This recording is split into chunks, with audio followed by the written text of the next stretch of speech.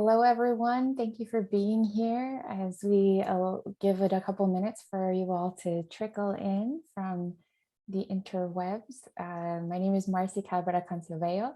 I am one of the co-founders of the Adoptee Literary Festival, along with Alice Stevens. We are absolutely thrilled to have you joining us for the Memoir panel, featuring a star-studded lineup. You are in for a treat. And we still have events after this, so definitely stay tuned. And thank you all for being here. I'm zooming in from Miami, Florida, which is the traditional land of the Seminole, Miccosukee, and Tequesta people. And I do want to acknowledge and honor with gratitude the land, as well as the folks who have stewarded it throughout the generations. And if you are interested in learning about your own territory areas, feel free to check out this incredible map, native-land.ca. You can type in your hometown, your state, your zip code, and find out the history of your land areas. A few housekeeping notes. There is live captioning available. It's not perfect, but absolutely does in a pinch. The bottom of your Zoom banner, you should see a button that says live transcript. If you click on it, it'll say show subtitle or view full transcript. You can do either option, whichever works better for you. At the end of the panel, we will have an audience Q&A, so feel free to drop your questions in the Q&A button, also at the bottom of your Zoom screen throughout the panel. We will get to as many questions as we can by the end. This event is definitely not possible without a small army of folks. So thank you to all of our volunteers who've done tech, website, gathering resources, promo, and all of that, graphic design. So thanks to you all. And thank you to our sponsors. Loyalty Bookstores is our local independent bookseller, and they are also Adoptee owned, which is really fantastic. Definitely support Adoptee authors and booksellers. Thanks to PEN America as well for sponsoring, and to our wonderful partners, Adoptees On, Adoptee Voices, Adoption Knowledge Affiliates, also known as the Starlings Collective and the Washington Independent Review of Books. And without further ado, it is my honor to introduce today's moderator, Susan Devan Harness. She is a member of the Confederated Salish and Kootenai tribes and a multiple award-winning author of Bitterroot, a Salish memoir of transracial adoption, as well as an American Indian transracial adoptee. And she has been interviewed for numerous podcasts on public radio and appeared on the TEDx Mile High stage talking about the issues of transracial adoption. She holds MAs in cultural anthropology and creative nonfiction, both from Colorado State University, where she is an affiliate of the Department of Anthropology and Geography. Please give a round of virtual applause for Susan Devan Harness. Thank you. You know, when I listened to that introduction, it's like, who is she talking about? So I am so honored to be here. I will just briefly introduce each of the authors and let them introduce themselves more in depth, and then we will begin the conversation. Jan Beatty is the author of American Bastard, published 2021 by Red Hen Press. Culhane Galbraith is the author of The Guild of the Infant Saviour, an adopted child's memory book, published 2021 by Mad Creek Books, an imprint of Ohio State University Press. Jenny Heijun Wills is the author of Older Sister, Not Necessarily Related, published 2019 by McClellan Stewart, a division of Penguin Random House, Canada. Thank you so much for being the panel that you are. I'm so excited to talk with you. Jan, would you like to say more about who you are? Sure. I mean, and so I'm just introducing myself. I'm not going into any reading. Is that correct? Right. Okay. Well, let's see. Yeah, American Bastard is my 7th book. I have 6 books of poetry, and I consider myself a poet. So this memoir took about 20 years to write, which sounds bizarre, and it was a long journey, which maybe I'll talk about later, but you know, I'm grateful that it's out. Before that, I was a social worker for 5 years, going back a ways, and I was a horrible social worker, and I would just cry when I was working with my clients. Then I became a teacher for many years. So, and along the way, I wrote poetry. So, so that's generally what I've been up to for a while. And, you know, I'm excited to be on this panel and to hear these other women who are wonderful read their work. So I think I'll leave it at that. Thank you. Mhm. Megan. Thanks so much, Susan and Jan and Jenny, and to everybody at Adoptee Lit Fest for having me. I'm Megan Culhane Galbraith, and I'm an artist, or I'm a visual artist and a writer. And my book, The Guild of the Infant Saviour, the name derives from the unwed mother's home where my birth mother was sent to have me in New York City. And it incorporates my visual art, which I loosely call playing with creepy dolls. So I can talk about the idea of dolls and play. It's something that interests me very much, especially in terms of seeing oneself and working through trauma and understanding objects and play and what they mean in my life in particular, and how they seem to have a life of their own. So thank you. Thank you. I just love these. Jenny. Hi, everyone. Thank you so much. Thank you, Marcy. Thank you, Alice. Thank you, Abby, and everyone at Adoptee Literary Fest. Thank you, of course, Susan, Megan, and Jan. This is a thrill, and thank you, everyone, for tuning in. I mean, I don't know that there's much to say about me aside from the fact that I'm zooming in from Winnipeg, Canada. I think everyone else on the panel is zooming in from what's now known as the United States. And I'm zooming in from Treaty 1 territory, which is the traditional homelands of Anishinaabe, Cree, Oji-Cree, Dakota, and Dene peoples, as well as a home of the Métis Nation. And our water is stolen from Shoal Lake 40 in Ontario. So my pronouns are she, her, hers. I'm a queer pan-polyam, transracial, transnational Korean adoptee, and I wrote a book. Oh, thank you so much. Why don't we go ahead and have a little bit of the reading, and Jenny, because we are with you already, do you want to go ahead and start? Sure thing. Thank you. Folks, so my memoir, Older Sister Not Necessarily Related, is a story written in vignettes, and it's one that begins with reunion and sometimes flips back into the past in a nonlinear way, but is really focused on some of the difficulties that come with connection and some of the joys that come with connection as well. And I wanted to read two short vignettes that I think encapsulate sort of the spirit and maybe the intended audience to whom I was communicating. The first is the preface, and I wanted to read this because I think it speaks to genre, which is one of the reasons we're here today. These stories are not all mine. Some of them, in fact, belong to no one at all, but are the fantasies that seem to flower so naturally from the mouths of those of us who've grown lives out of half facts, wishful thinking, and outright lies, who piece themselves together from the residue of lost records, from withheld or secreted records, whose orphanages and agencies have been evasively destroyed by fire and flood or by shame. We're told there's nothing left of the people or places or lives we might have had. We're told they and our knowledge of them do not belong to us. They never did. And so these stories are nothing special, only echoes of memories and alibis, but they're all I have.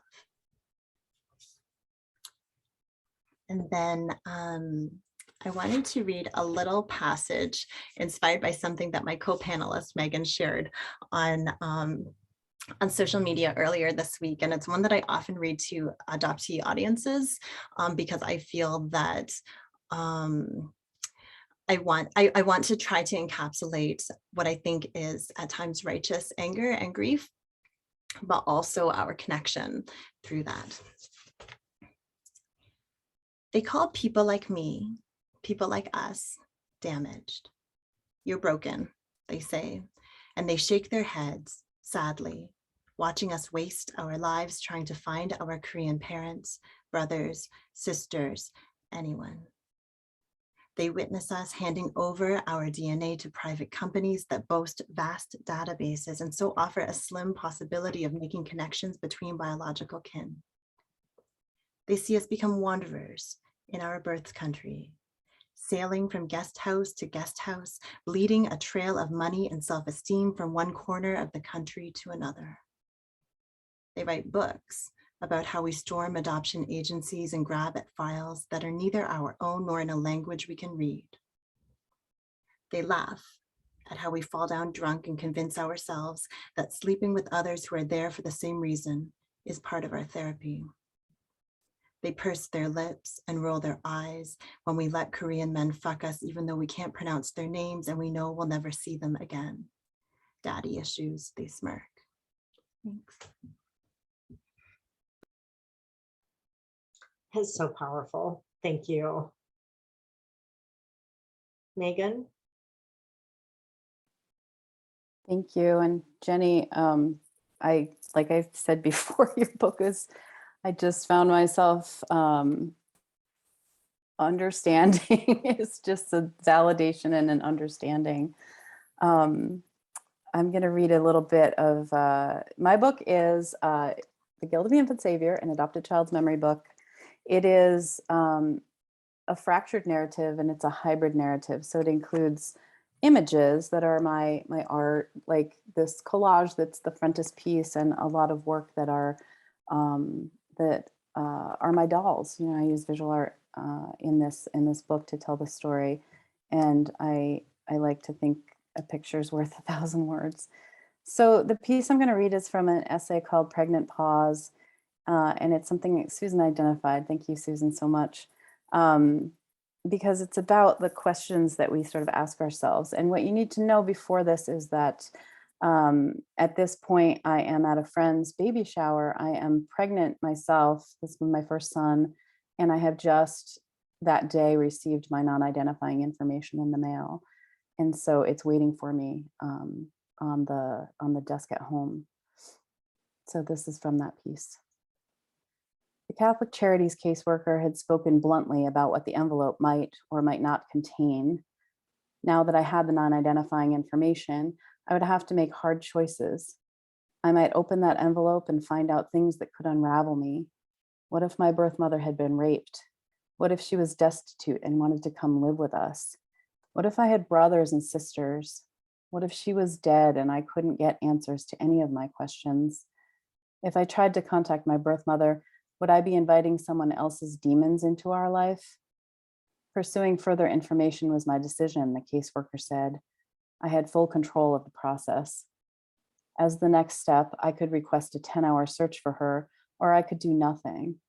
But how could I decide when I didn't know the full consequences of my actions? How could I move forward with a fraction of the story? I wanted to hear my birth mother's story firsthand. I wanted to bond with her.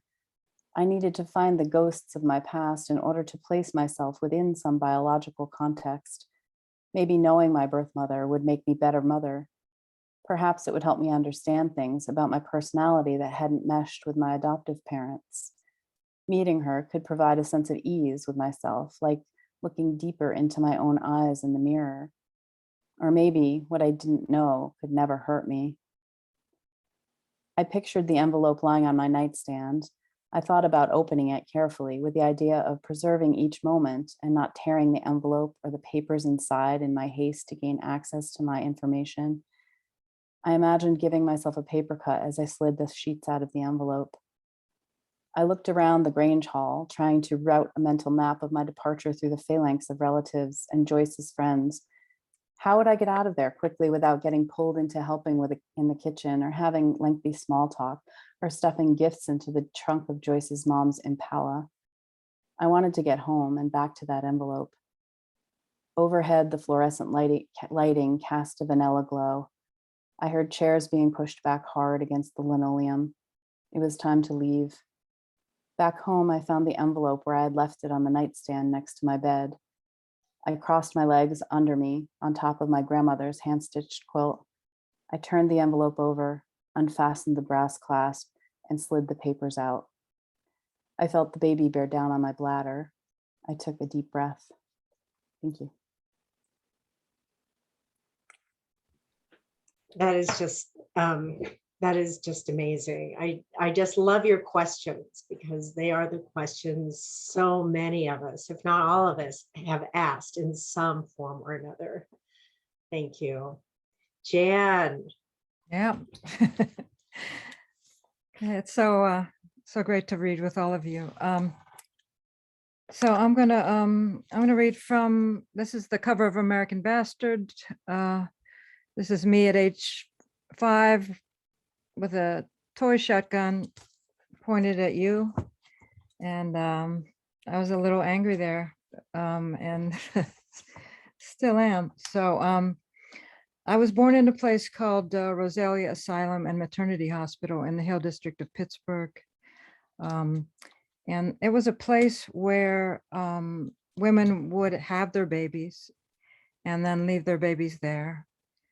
And it also functioned as an orphanage. So I'm going to start with the dedication of the book. The book is dedicated to, this is for the lost ones who never knew where they came from. This is against the ones who pretended the loss never happened. And I'll read the first very short section. And before that is an epigraph by Wanda Coleman, the amazing poet Wanda Coleman.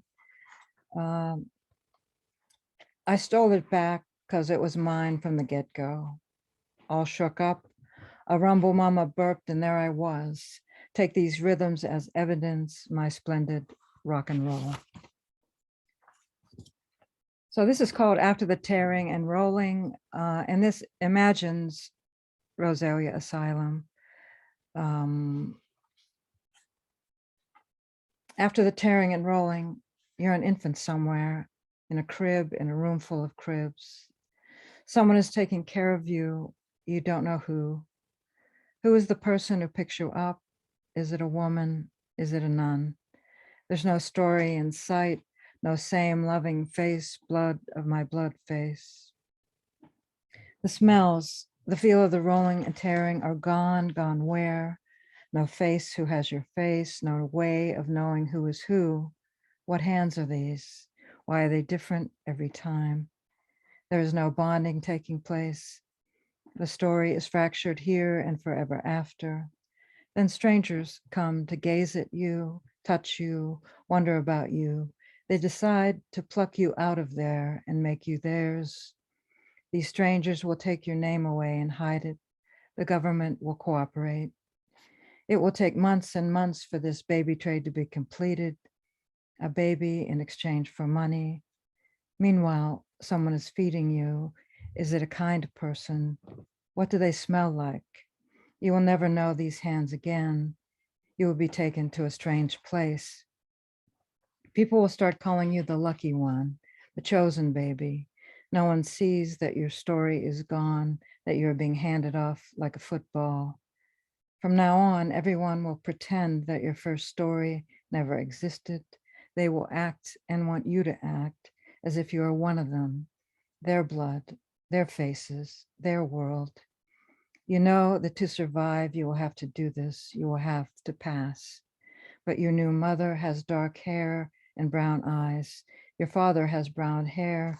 Their noses are not like yours. Your white blonde hair shines sickly like the odd light in a bad painting. Later, you look at your cousins.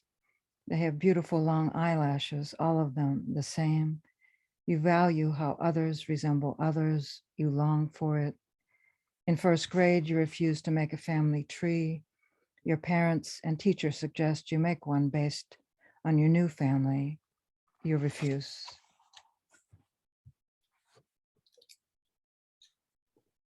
I just love how you imagine, right? All of us have imagined, like, what did that look like that time before? You just brought it forward so wonderfully. Oh my gosh, thank you guys. This is, I'm starstruck because this is just, it's amazing. So I've got a couple of questions for you, and I can just throw it out there, and whoever wants to start answering, that would be great. So what made you think about and eventually carry out the writing of your memoirs? Because those two things are just immense. Just even one of them is immense. So to do both of them requires an amazing amount of strength.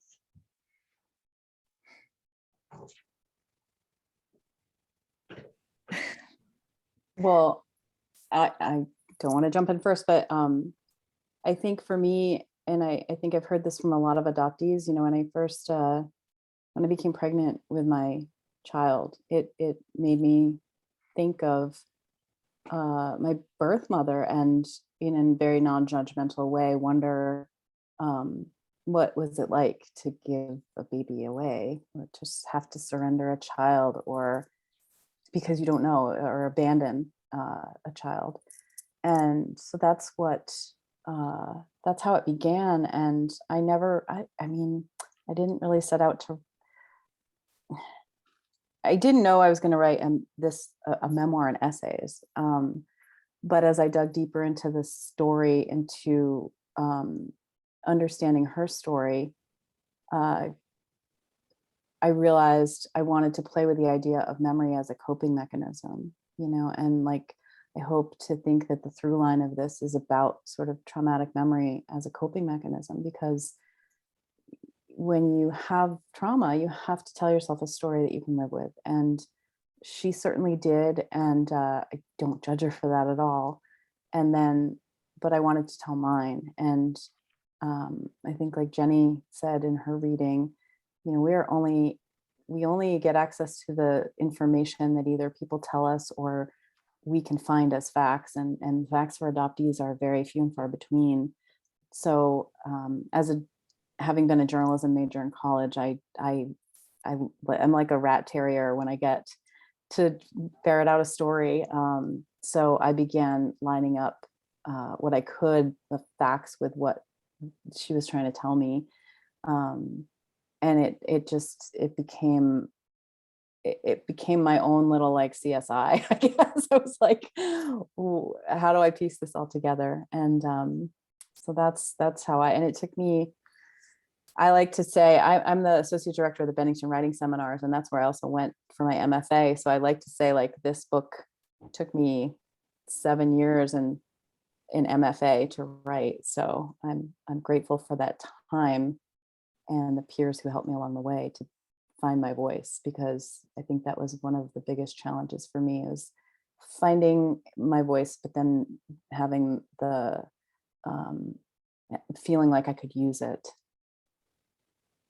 Yeah. Yeah. I mean, I'd like to continue that. I mean, when I said it took me 20 years to write, I knew I was driven to write about, you know, my story, because I couldn't find a story out there. I was searching for a book that would make sense to me about adoption and wasn't whitewashing it, wasn't making it nice. And I hear you, Megan, talking about not judgmental and no judgment, and, you know, that's great, but I certainly had some judgment, and I'm like, why did this happen? And why, how did my birth mother give me away?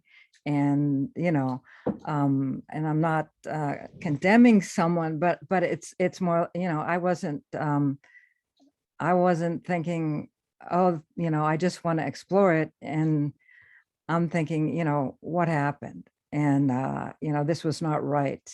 And everyone is trying to make it nice, like, oh, we're the chosen nice, happy babies. And that is not what's going on.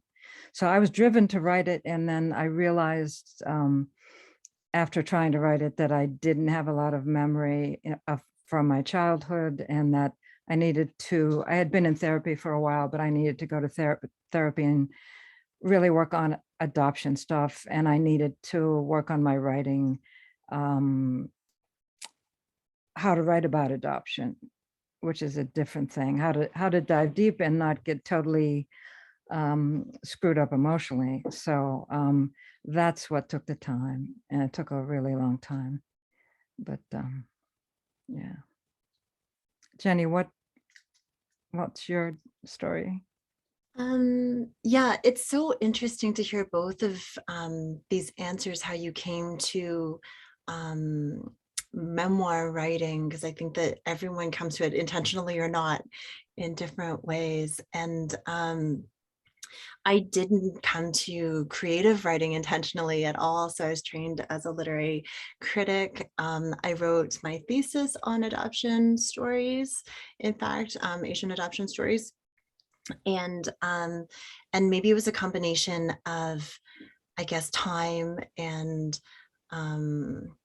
cowardice and boredom with academic writing, and maybe a bit of hubris that led me towards writing life narrative. But I didn't have any intention of writing a memoir until, as I was telling you folks in our sort of pre-conversation, until it came to the market, it was intended as a novel.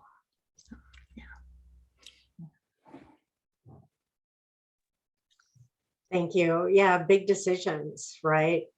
And all it usually takes is like the, you know, a chapter. Like for, I didn't start where I started. It's like I had this thing, and by the end of it, I gathered everything up and laid it out. Okay, what do I have? Oh my gosh, I have the memoir.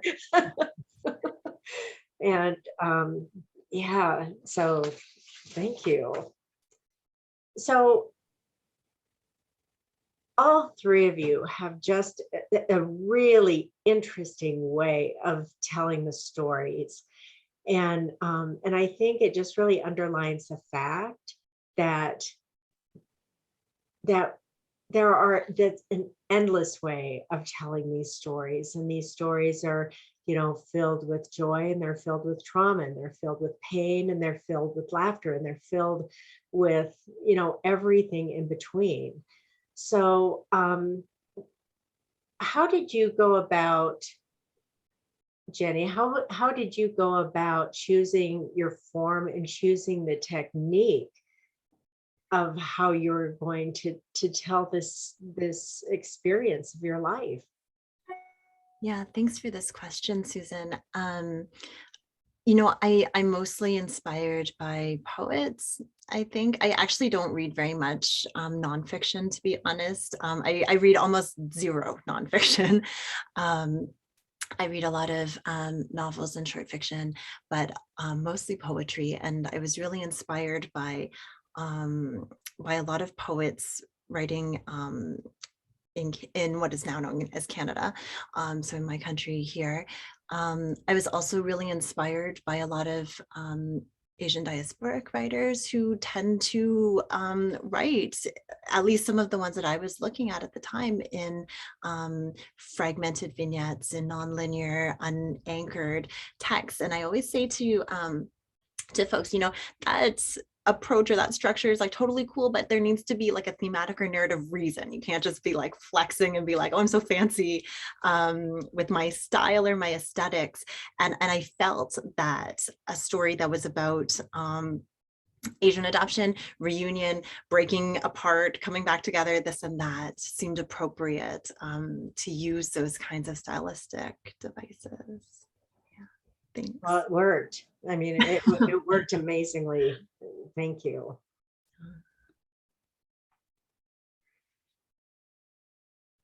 Jan? Yeah, I'll jump in. I really struggled with the form of the book. I knew that I didn't want a chronological narrative. One, because I couldn't recall a lot of my childhood, and also because I'm not a fan of chronological narratives. But so I strangely, after having all these notes for many years in all these journals, I really decided to try to go write this thing. And I went to Brush Creek Ranch out in Wyoming and really tried to sit down to do it. And before I left home, I grabbed this book called Home Ground. It's a topographical dictionary edited by Barry Lopez and Deborah Gortney. And, strangely, I mean, that really helped me to get grounded. Home ground, helped me to get grounded in the book. So I used a lot of these definitions as beginnings, as epigraphs for sections. I didn't plan on it at all, but I was stuck when I got there, and I just picked up this book. And for example, there's a definition of an infant stream, and different kind of language that had a metaphorical connection to what I was thinking of. And I would, pick some definitions, and a lot of times they would jumpstart some different memories or different notes that I had. So that's how I really put the book together, and it, not thinking that I would keep these epigraphs, but I did end up keeping most of them. And somehow that seemed to work. So I needed the voices of others, the voices of what I call my family of strangers, writers and musicians in the book, that I could get strength from and inspiration from. I really enjoyed how you had the narrative piece, and then you would have, the poetry, or you would kind of mix it up. So all of a sudden it's just like, if I didn't feel like I got the full story somewhere, it was going to come to me in a different way. Well, I mean, there's not a lot of poetry in the book, honestly. There's a 5 or 6, 7 poems in the book. There is a lot of poetic language. Maybe there's a lot of lyrical leaping in the book that some people have told me that they thought were poems. And I'm not saying you are, but I'm like, well, that's not a poem. That's my idea of prose right there. So that's what's going on. So, but I know that there's a lot of leapy stuff in there, but I'm glad that you liked it. I thought it was just really intriguing. Thank you. Thanks. Megan. Yeah, I mean, to echo what Jan said, and Jenny too, I remember being at a residency at Saltonstall. It was my first residency, and I was dragging along this dollhouse. It's this tin dollhouse that I use as a backdrop for this book. And it was sort of my safety blanket. It was like when I was frustrated on the page, I would start playing in the dollhouse, and it wasn't related to the book at all. The book at this point was just words, and I was really struggling. And one day in that struggle, I was like, oh, fuck it, I'm going to go to the library. We were close by to Cornell, and I don't remember what search terms I put into the library website to look for something to read, but I found this program called the Domicon program, and in it I found the Domicon babies, which were at Cornell in 1919. They used real live practice babies for a program called Domestic Economics, which was supposed to be a really feminist, progressive program at the time. And, so I went and spent days at the library, like photographing these archives and bringing those photographs back and just trying to puzzle out this book. And as I kept looking at the photographs, I was like, let me just restage these in the dollhouse. And so I started doing that, and it just became kind of a fun thing. And that itself became an art project, so it was like that art that inspired an essay, which was sort of a cultural research reporting on which I could drop in my own personal experience as an adoptee through the lens of these Domicon babies, which and then that essay, which is sort of the spine of my book, became I had an epiphany. I was like, oh, I can structure my own photos from my own baby book. I can curate them in the same way and restage them in the dollhouse. And it looks creepy and weird, and it adds to sort of the diasporic and dystopian narrative that is adoption. And I was in a thing with Jan, and when I was reading Jan's book, I was like, oh, she has this part where she talks about a doll she had, and we both beheaded and like mutilated our dolls. And I was like, oh my God, somebody else did this. I'm not the only weirdo on the planet. It was the best thing, Jan, to read that in your book. Yeah, that was great. I mean, I have to tell you, when you're talking about these doll houses and what you did, it is scaring me a lot. And the pictures in your book of these dolls are really terrifying. But I think it's great, how you used like this visual imagery in your book, Thank Wow. you. No, people think dolls are creepy and terrifying, and I do. Yeah, of course there's some, but I think, I don't know, I like my little doll babies. I never had one as a kid. I think I wrote in that book, I had Holly Hobby, which was flat-chested, flat-footed, nobody wants Holly Hobby. Well, the ones that you let survive, you like those. I like those. I thought when you wrote about the Domicon, so I'd read about the Domicon through, I think it's In Money We Trust or something. I can't remember the name of the book, but it was just a mention, and I didn't know that it was a program. They just kind of described it.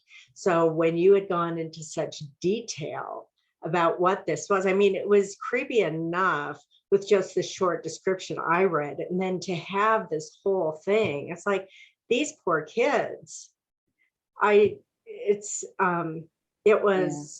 was a fabulous piece of information. Thank you. Yeah, I want to hug those babies. It really also demonstrates, the whole idea of erasure and adoption and identity. It's like they were in an orphanage and their names probably changed there, and then they were in the program and their names were changed there, and then they were adopted and their names were changed again. And it's just it was a tragic human experiment, which is a metaphor for adoption also. Yeah. One last question, and then we'll go ahead and start taking questions from the audience. All of you deal with really difficult subjects, whether it's abuse or whether it's just a variety of things. How do you write the hard stuff? Like when you sat down to really dig down into what you needed to do, how did you cope during those periods of time? Because I'll tell you what, I drank a lot of wine. It's like I drank a lot of wine. So what did you guys do?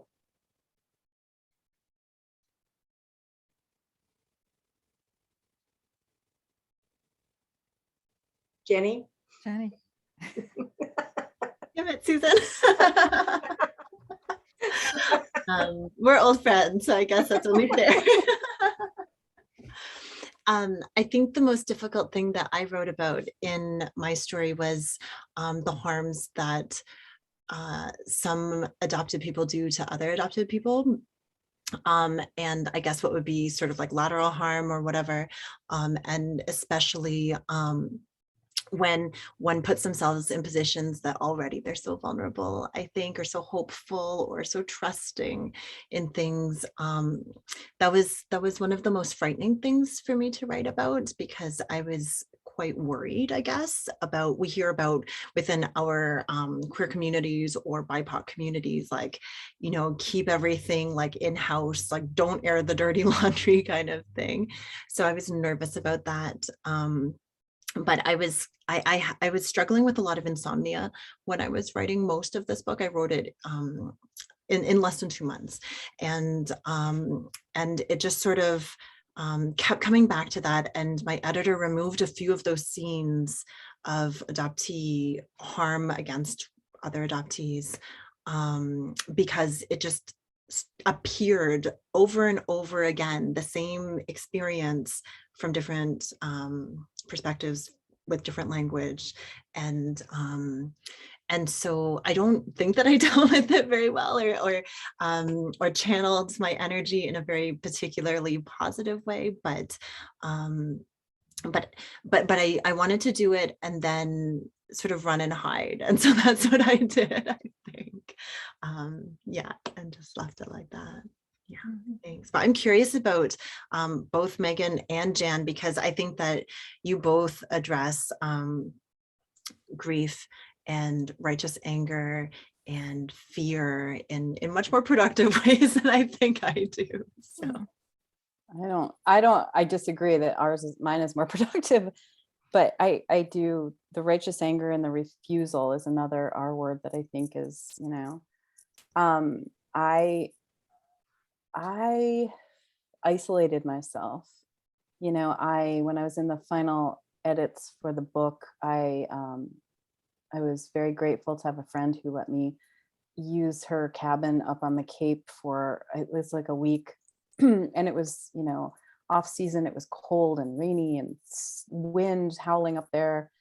And, but I needed that because I had voices in my head at the end. I don't know if you guys, like, what's so gonna think? What are my parents gonna think? You know, what's my family gonna think? And I had to listen to my own truth and put them all out of my head. And I literally just was up there for a week. Probably not the most healthy thing, you know, but being with myself, working myself through that, taking long walks on the beach with the rain pelting, you know, and like looking at a lot of dead horseshoe crabs and seaweed. And just, I kind of had to power through. And I remember thinking, I love seafood, but I also have celiac disease and I can't eat, like, I love a fried clam. I couldn't have any of that. So I was like, after I put these edits to bed, I found this place that made like gluten-free seafood.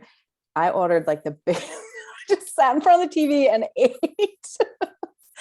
But you know, it was a terrible fear. And I know that, that I had. And when I get fearful, I isolate and go into my own world and go into my own head. And so that's how I got through it. Yeah. I mean, you guys are both very brave, and, you know, Jenny, you're very brave, and, you know, who says we have to be productive, for one thing? I mean, we're trying to tell the truth about something and that has been whitewashed for, you know, decades and decades and longer. So, I mean, I think that what I'm interested in doing is complicating the discussion about adoption and saying what's real about it. And, you know, I was terrified in writing the book and terrified in putting the book out. And, you know, I think that, you know, writing the sections about meeting my birth mother, I met my birth father once. He was a Canadian hockey player from Winnipeg who won 3 Stanley Cups. I mean, it's like an otherworldly, it's like writing a movie or something that's not yours sometimes. And I feel like it's not my life, but it very much is my life. And the whole thing is dislocating all over again. And so it's, how did I do it? I really believe in therapy. I think everyone needs to go to therapy. I'm not talking about you guys, but everyone in the world, and, to get help, because, nobody can do this alone. And I think that's part of what we're saying is, it's important to talk about these things. So.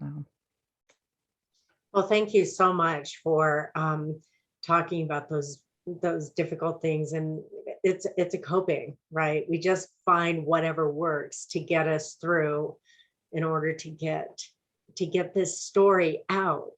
And I'm sure that we've got a lot of questions that's going to be following that. And Marcy, we can take it away. Thank you all for such an incredible panel. I'm still letting this sink in. We do have quite a lot of questions. Some of them are along the same lines, so I'm going to group a few of them together. So to kick us off, I know you all just started touching on this, but there are a lot of questions from folks asking, how do you navigate the line of what is yours to tell versus what might not be in a memoir, and writing authentically, especially when people don't want you to tell family secrets and things like that?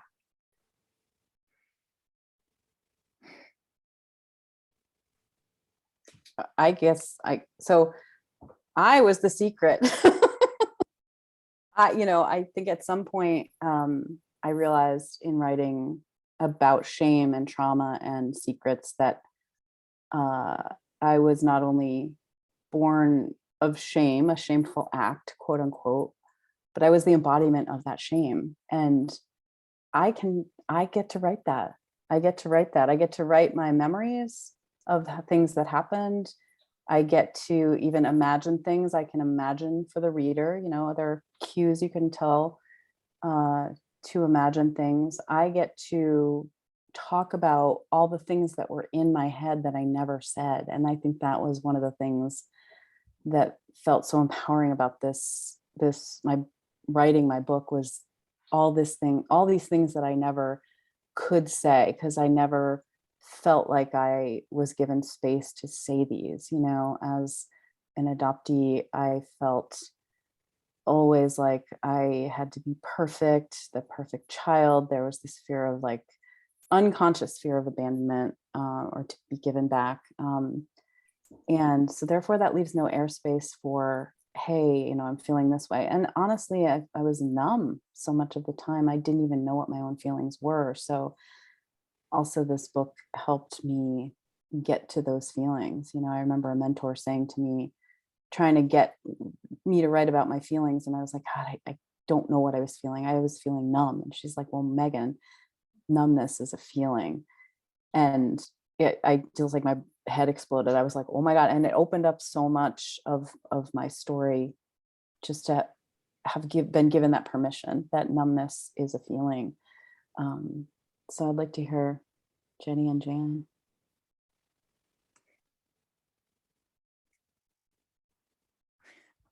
Yeah, I'm totally with you, Megan, on this one. To say, how do we tell the story, and how do we, respect other people's voices and people who don't want us to say things. I'm sorry, I'm laughing inappropriately here, but it's like, it's kind of rich to say, oh, now that we've been erased, and now that we've been given away, and now that we want to write a book, let's check with people and see what they want us to say. I don't think so. Yeah, it's our story to tell. It's my story to tell. I have to check with myself and try to find the truth of it, and make sure that I'm not doing it for revenge. I'm not doing it for any agenda, but I'm doing it to try to, write the best book I can write, and to write a truthful book. And that I have to check with myself, is who I have to check with. Yeah. I really appreciate this conversation, because I think about consent a lot. And I think that it's a multi-way street. As Jen was saying, there's too much irony in accepting the fact that everyone's going to invent these narratives, or retell these narratives, or popularize these narratives, and then say, well, all of a sudden, we're just going to come down hard on this or that fact checking or whatever. I'd add to this idea also that writers from particular communities, I think, are always against the wall of so-called inauthenticity or not truth-telling or unreliability. And so I was thinking a lot more so about what literary devices do I need to deploy to be intimate, but at a distance, to be reliable, but also not to allow myself to be like this model minority or something like this, like pandering to an audience, being like, please believe me. So I was thinking a lot about voice, I think, in the writing, and less about approval in those ways, I guess. But that's not to say I wasn't thinking about approval. I'm not beyond like those fears, but I was like, okay, how can I literarily manage this, I guess? Yeah. A follow-up question from one of these folks is, in addition to potentially working through some of that emotional consideration for yourselves, is there any legal consideration you have to consider, maybe more than any other genre, in memoir in particular?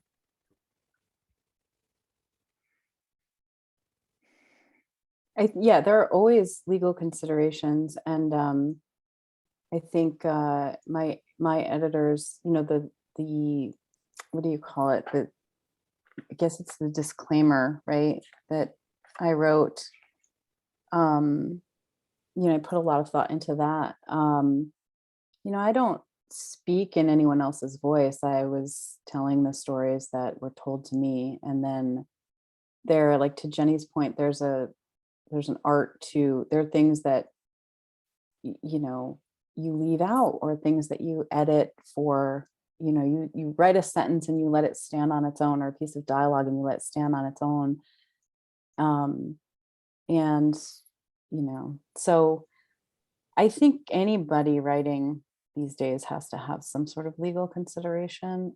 For me, because I used images in mine, you know, there were permissions to be asked. And I had to ask my birth mother for permission to use a number of photos, which she didn't grant me unless she, you know, said she could read and revise and edit my full manuscript. And so I was left with an interesting kind of constraint, you know, how not to use these images that were, one of which was of our reunion.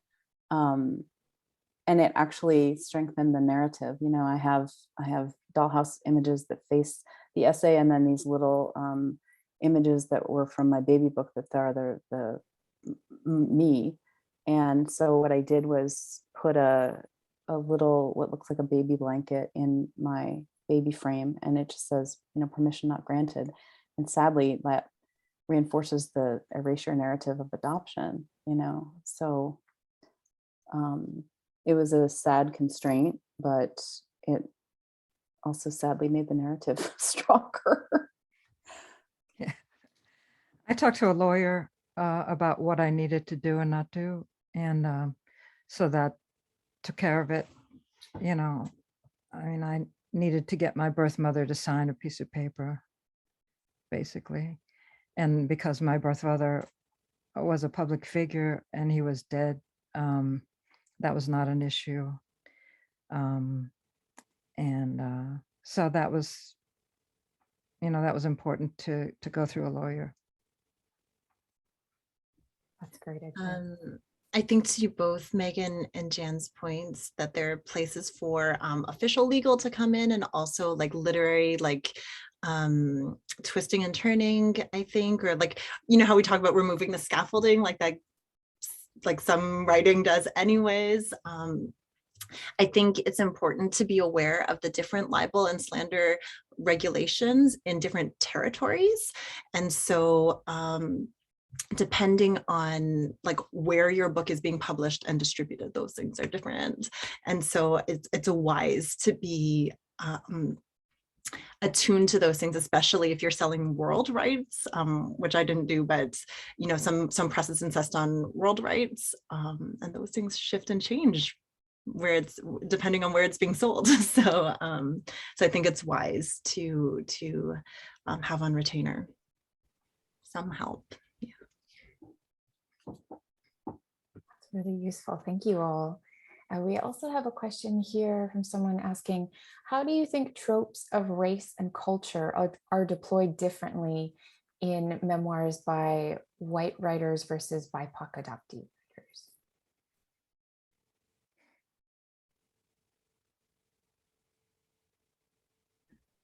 Is that for me? I guess.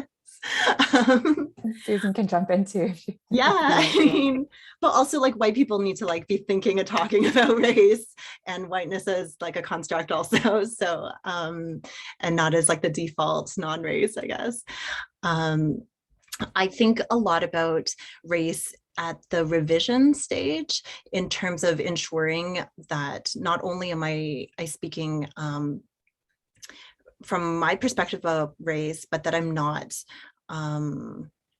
perpetuating any harms about race, that I'm attentive to the narratives that circulate already, and for sure in adoption writing, I think this, as with everything I believe in life, this is like a central piece, the ways that white supremacy and settler colonialism and other forms of colonialism shape and frame and impact our lives. But I'd love to hear from Susan.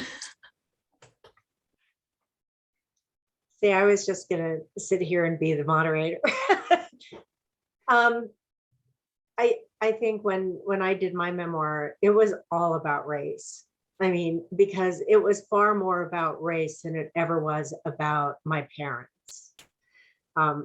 You know, my parents were just my parents, and they were goofy in their ways, but geez, I had a lot of friends who had goofy parents. You know, I had a lot of friends who had alcoholic parents or with parents with mental illness. So I didn't really look at that so much as it was absolutely about race. And like Jenny said, you know, the colonialism and the I really got into policy and how policy absolutely defines a racial category and what that definition says about a racialized people and what can they do and what can't they do.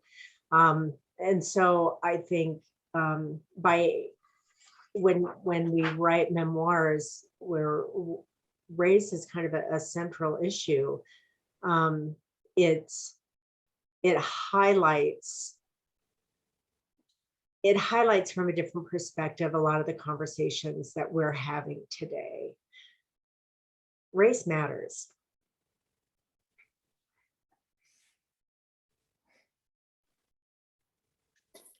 Yeah, being a white adoptee, adopted into a white family, I am very clear about talking about that. And I feel like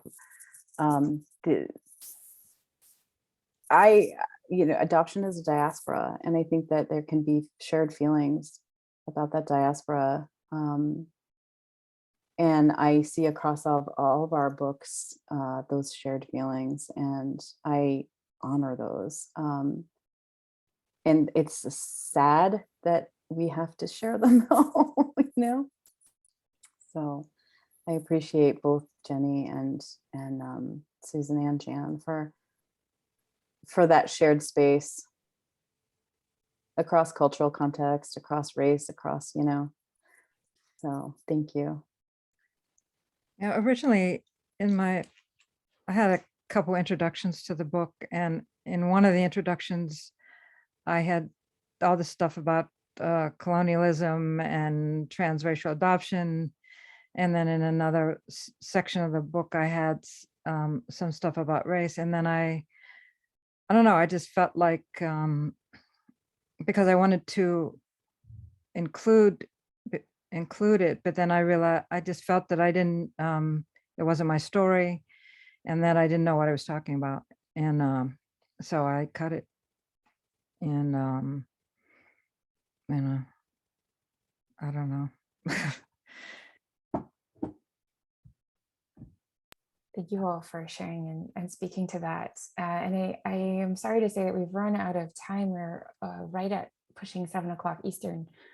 But thank you all for your wisdom, and thank you all for the questions that we unfortunately did not have time to get to. I could keep going with this panel for the rest of the night for your wisdom, but thank you all for sharing your memoirs and for being brave and leading the charge for the rest of the writers and readers who have followed your stars over the years.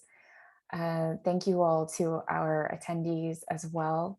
I do want to mention we have 2 more events tonight before the festival closes. One is an adoptee storyteller sizzle reel. We could not fit everyone we wanted to. It was literally not humanly possible. And so I would like to direct you all to our YouTube channel, which features an amazing array of rock star storytellers in all genres. And tonight, our festival keynote will be closing out the evening at 8 p.m. Eastern with Nicole Chung in conversation with Matthew Salish. And I do encourage you, if you haven't already read and marked up your own copies of these memoirs by these incredible writers, as well as everyone else in the festival, please support independent booksellers, adoptee writers, adoptee-owned bookstores. Loyalty Books is at the intersection of all of those. So please purchase all of these memoirs. I did. I encourage you all to. And also, it has been an incredible labor of love from Alice and me, as well as our team of volunteers. We would love to pay them even a small amount. So folks have been asking if we take donations. We were not prepared for this. We were not expecting it. We are currently only set up for Venmo. We are only offering this for folks who have reached out to us. There's absolutely no expectation. Thank you all for a wonderful panel. Thank you to our panelists, for Megan and Jenny and Susan and Jan. And we'll see you at the next event and the keynote, and have a wonderful weekend. Thank you.